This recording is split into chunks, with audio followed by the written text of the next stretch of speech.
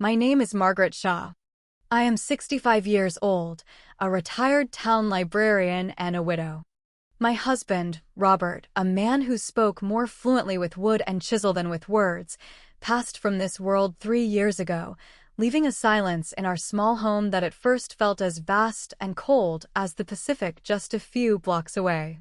We lived in Port Blossom, a town nestled on the Oregon coast where the mist hangs in the ancient firs like a whispered secret and the rhythm of life is set by the tides.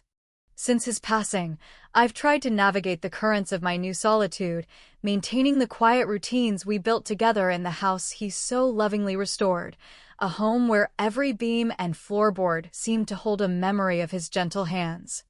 2 years ago, in a moment of maternal anxiety, I added my daughter, Julia, to my primary credit card. "Just for emergencies, darling," I'd said, picturing her stranded on a dark road with a flat tire.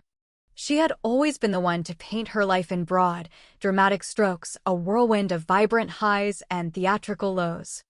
I believed I was providing a safety net, a small, tangible piece of her mother's love she could carry in her wallet. I thought I was being a good mother. This morning, that belief lay shattered on the polished surface of our old pine kitchen table. The credit card statement, stark and unyielding, was a quiet testament to a betrayal I hadn't seen coming. $21,000. I traced the columns of charges with a trembling finger, the numbers blurring through a sudden film of tears. They weren't for car repairs or medical bills. They were for a wedding. A wedding I was apparently funding, but had not been consulted on. Whispering Petals floral design, $4,500. The Mariner's Loft, deposit $9,000. Salish Sea Catering, deposit $7,500. Julia was getting married in 2 months.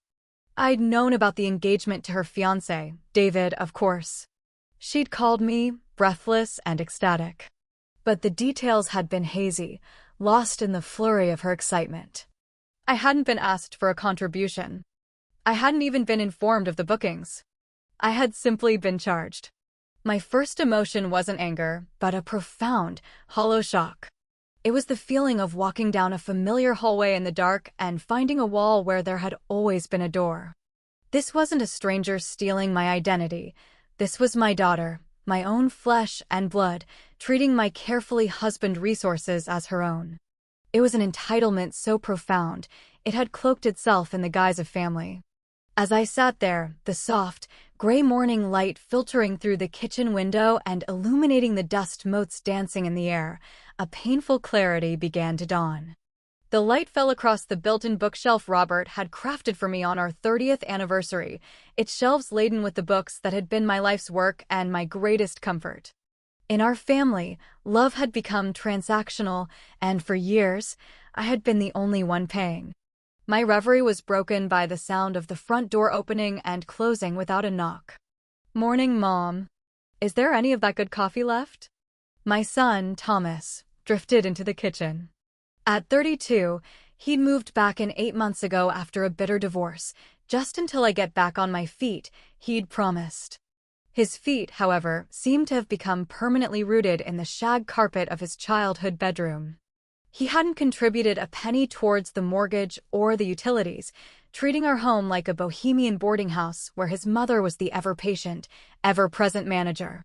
He poured himself a mug of coffee, adding a splash of the organic almond milk I bought specifically for his girlfriend, Luna. He didn't ask, he just took. "Luna and I are heading up to the hot springs this afternoon," he announced, scrolling through his phone. "Might be back late. Don't wait up." Luna, a self-proclaimed energy healer, had turned my quiet living room into her personal sanctuary. The scent of patchouli and sandalwood now clung to the upholstery of the armchair where Robert used to read, and I was constantly finding misplaced crystals on my windowsills. I had once gently mentioned that the constant incense smoke gave me a headache. Thomas had looked at me with pity. "You just need to be more open to clearing your energy, Mom. You're holding onto so much negativity." As if my discomfort in my own home was a spiritual failing on my part. "Thomas," I said, my voice steadier than I felt. "Could you sit down for a moment?" He sighed, the sound of a man deeply inconvenienced. I'm kind of in a rush, Mom.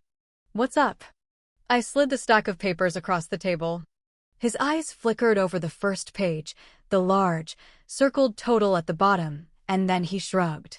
A casual, indifferent movement of his shoulders that landed in my heart like a stone. Yeah, Julia mentioned she was putting some of the wedding stuff on the card, he said, taking a sip of coffee. Look, Mom, don't stress. It's just money. You've got the house paid off. You've got Robert's pension. You're fine. You're fine. In that moment, with the scent of his coffee mingling with the faint, lingering smell of Luna's incense, I understood. I was no longer a person to them. I was not Margaret, their mother, a woman with her own life, her own history, her own carefully planned for future. I was a resource. A utility. A safety net woven from love and obligation, and they had forgotten there was a person holding the other end. That night, sleep was a distant shore I couldn't reach. I lay in the quiet dark, the house settling around me with familiar groans and sighs. All I could see were the numbers, glowing behind my closed eyelids. $4,500 for flowers that would wilt in a day. $9,000 for a room I had never seen. I thought of Robert, of how he'd spent his weekends insulating the attic himself to save a few $100s, of how we'd meticulously planned our retirement so that I would never have to worry. He would have been heartbroken. Not by the expense, but by the utter lack of respect. Just after 11, my phone buzzed on the nightstand. A text from Julia. Hey, Mom. Quick question. The caterer needs the final balance next week. It's about $5,000. Robert's life insurance should cover that, right? You're an angel. Love you. I stared at the screen, the cheerful, oblivious words a stark contrast to the cold knot in my stomach. The casual mention of her father's life insuring the money meant to secure my old Aegeus a slush fund for her party. And then I did something I had not done in 32 years of being a mother. I took a deep, steadying breath. And I deleted the message. It wasn't an act of spite.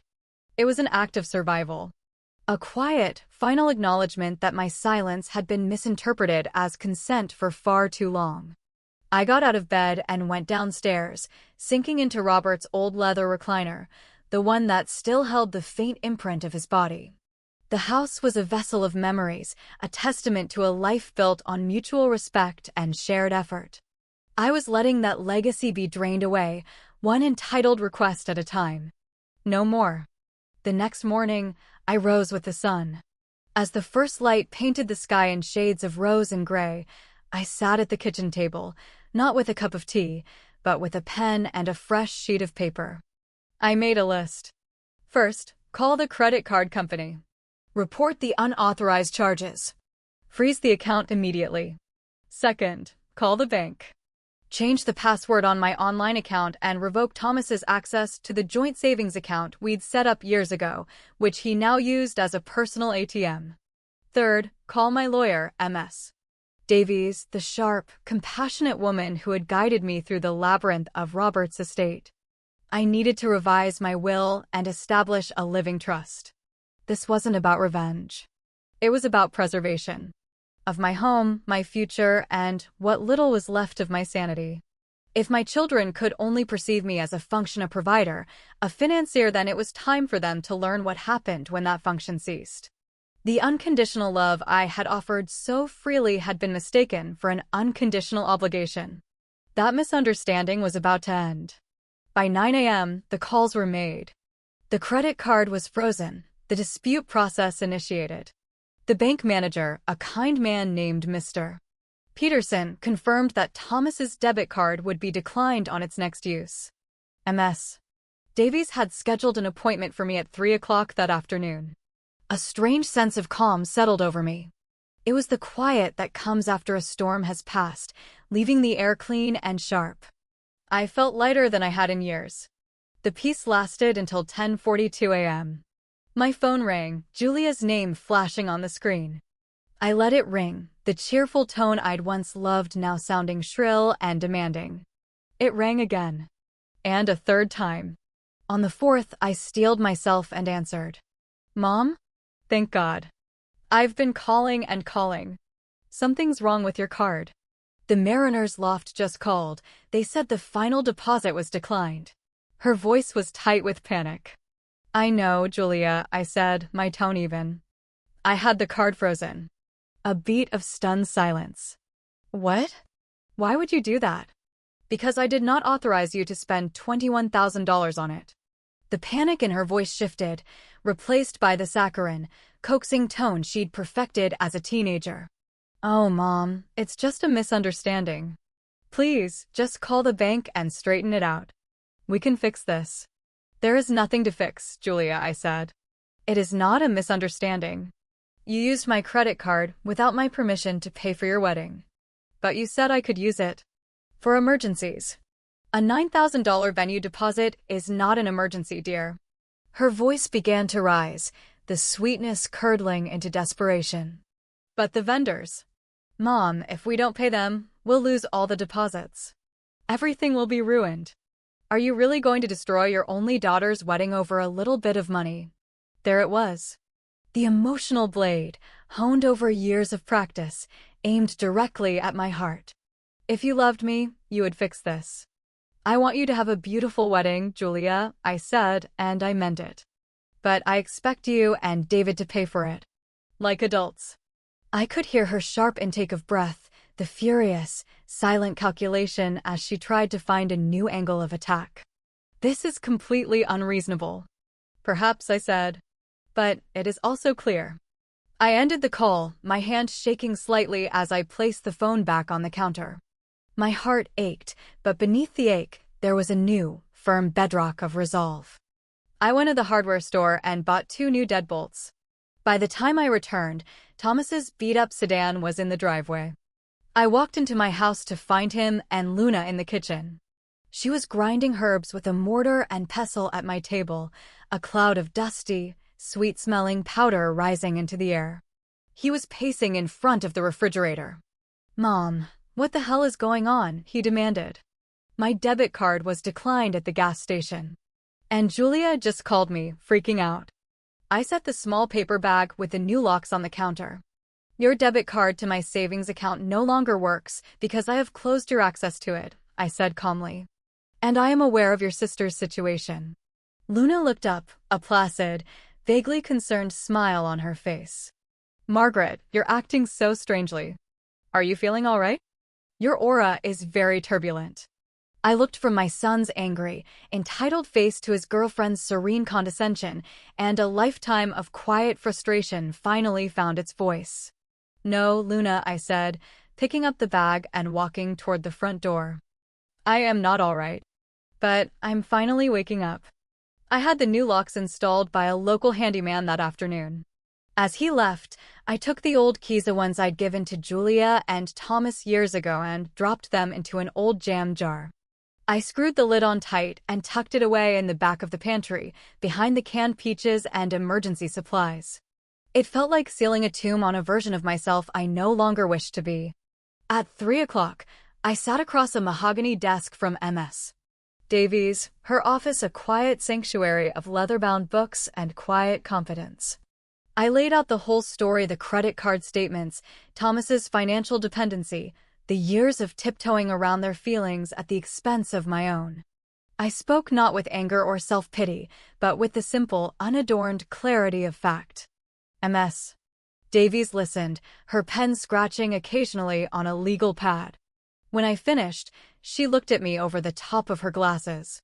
Margaret, she said, her voice gentle but firm. What you're describing has a name. It's called elder financial abuse. We could press charges. The thought was jarring. No, I said, shaking my head. I don't want to punish them. I want them to stop. I want the rules to change. Then we will make the new rules exceptionally clear in your trust and your will, she said with a decisive nod. I drove home as the afternoon sun began its slow descent toward the ocean, painting the clouds in hues of apricot and lavender. The house felt different when I walked in. It was quiet, yes, but it wasn't the heavy, grief-laden quiet I had grown accustomed to. This was a clean, intentional silence. A space I had cleared for myself. As I was opening a bottle of wine, I heard a soft knock at the back door. I opened it to find my neighbor from 2 houses down, Helen, a woman with a garden full of magnificent roses and kind eyes. She was holding a casserole dish covered in foil. "Margaret, I'm Helen Foster," she said with a tentative smile. "I live in the blue house with the white trim. I hope I'm not intruding, but I saw the handyman earlier, and then I heard a car peel out of your driveway. I just wanted to make sure everything was all right." For a moment, I considered the polite, dismissive lie. "Everything's fine, thank you for checking." But looking into her genuinely concerned face, I found myself saying something else entirely. "Actually, Helen," I said, my voice catching slightly, "things are not all right. But I believe they're on their way to being." She held out the dish. "I made far too much shepherd's pie for one person. And my husband always said eating alone was a crime against good cooking." A real smile touched my lips for the first time all day. "Please come in," I said. I was just about to open a bottle of Pinot Noir. We sat at Robert's table, and over shepherd's pie and wine, I told her everything. She listened with the quiet, focused attention of someone who truly understands, not interjecting with advice, but offering the simple, profound gift of her presence. She told me about her own son, who lived across the country and only called when he needed something. We talked about the strange, painful transition of watching the children you nurtured become adults who see you as a convenience. When she left an hour later, she squeezed my hand at the door. "My porch, tomorrow morning. 10 o'clock. The coffee's terrible, but the company's good." For the first time since Robert died, I felt a flicker of anticipation for the future. I believed there would be a tomorrow, and it might be a day worth looking forward to. The siege, as I had come to think of it, resumed the next morning. I drew back the living room curtains to see Julia's compact car parked at the curb. She was huddled on my front porch steps, clutching a paper cup, her usually immaculate hair in a messy bun and her makeup smudged around her eyes. I took my time. I showered, dressed in my favorite linen trousers and a soft cashmere sweater, and made a pot of strong black tea. I drank a full cup, watching the morning fog burn off the bay. At 8:30, I unlocked the new deadbolt and opened the door. "Mom," she said, her voice a raw croak. "I've been out here for hours." "You look cold," I said, remaining in the doorway. "You should have gone to a cafe." "I haven't slept," she whispered, her eyes pleading. "The Mariner's loft canceled on us. The florist, the caterer, it's all gone. The wedding is ruined. And I just don't understand why you're doing this to me." "I am not doing anything to you, Julia," I said softly. "I am simply no longer doing things for you." The distinction seemed to fly right over her head. She looked utterly lost, a child who had run headfirst into a wall she never knew existed. "I know I messed up," she murmured, tears welling again. "I shouldn't have used the card. I got so overwhelmed with all the planning, and David's family has all these expectations." "Overwhelmed?" I repeated, the word tasting like ash in my mouth. "Were you overwhelmed when you and David had an engagement party 2 months ago? The one I only found out about from your aunt's Facebook page." Her eyes darted away, unable to meet my gaze. That was just a small thing. For David's family, really. Just immediate family. "I am your mother, Julia," I said, my voice low but unwavering. "I am your immediate family. Or am I only immediate when the bills are due?" The truth of the question hung in the cool morning air between us. She looked away, toward the street, a flush of shame coloring her cheeks. "When did that happen?" I asked, more to myself than to her. "When did I become the person it was okay to exclude? The person you could relegate to the role of a silent benefactor?" Tears spilled down her cheeks. "I didn't mean for it to be like that. I didn't want to hurt you. I guess I just thought you wouldn't want to come." "That isn't the truth, Julia," I said gently. "That is the story you told yourself so you wouldn't have to feel guilty." She buried her face in her hands, her shoulders shaking. "Fine. I messed up. I was selfish, and I was wrong, and I used you. I'm admitting it. I'm here, I'm apologizing. Doesn't that count for anything?" "It depends," I said, crossing my arms. "Are you sorry because of what you did, or are you just sorry because you got caught and it didn't work?" Her hands dropped from her face, her mouth opening and closing silently. She had no answer. "I love you, Julia," I continued, the words feeling both ancient and new. "You are my daughter, and I will always love you. But love without boundaries isn't love, it's martyrdom. And forgiveness doesn't mean erasing the past and pretending it didn't happen." "So what now?" she asked, her voice trembling. "You're just cutting me off? You're going to stand there and watch my entire life fall apart?" "No," I said, and a surprising strength filled me. "I am going to stand here and watch you learn how to stand on your own 2 feet." A long, fraught silence stretched between us, broken only by the cry of a distant gull. "What if I can't?" she whispered, the bravado gone, replaced by a genuine, terrifying fear. "Then you will fall," I said. "And you will get back up. The way I did. The way your grandmother did. The way women have always had to." She stood up, her body stiff with a mixture of anger and defeat. "I don't think I can ever forgive you for this." "That's all right," I said, my voice softer now. "I didn't do it for your forgiveness. I did it for my self-respect." She turned without another word and walked to her car. I watched until the taillights disappeared around the corner, then I went back inside and locked the door. 3 days passed in an ocean of quiet. No frantic calls, no pleading texts, no one at my door. The silence was a balm. I spent the time in Robert's workshop, a place I hadn't dared to enter since he died. The scent of sawdust and linseed oil still lingered in the air. I ran my hands over his tools, the smooth, worn wood of the handles shaped by his grip. I didn't try to build anything. I just sat, and I remembered the man he was and the woman I had been with him. On the 3rd day, a Tuesday afternoon, there was a knock on the front door. It was David. He stood on my porch looking tired and drawn, his shirt rumpled, but his eyes were clear and direct. "Mrs. Shaw," he said respectfully. "I know this is probably a bad time. May I have a moment?" "Of course, David. Please come in." We sat not in the formal living room, but on the porch swing Robert had built, the chains creaking a familiar, soothing rhythm. The spring air was sweet with the scent of my burgeoning rose bushes, which I had finally started tending again. He reached into his jacket pocket and pulled out a crisp, folded envelope. "This is for you," he said, handing it to me. I opened it. Inside was a cashier's check made out to me for $11,500. "I can't possibly accept this," I said, my voice thick. "Yes, you can," he insisted quietly. "Half of those wedding charges were for my benefit. The venue, the food. I was part of it. Even if I didn't know exactly where the money was coming from, I should have asked. I was a fool not to.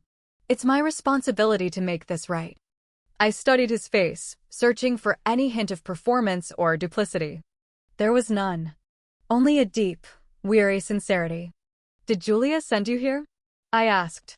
A short, humorless laugh escaped him. "No. Julia and I were not together anymore. She doesn't know I'm here." My eyebrows rose in surprise. "You called off the wedding?" "I did," he confirmed, looking out at the bay. "After you froze the card, everything started to unravel." I started asking real questions.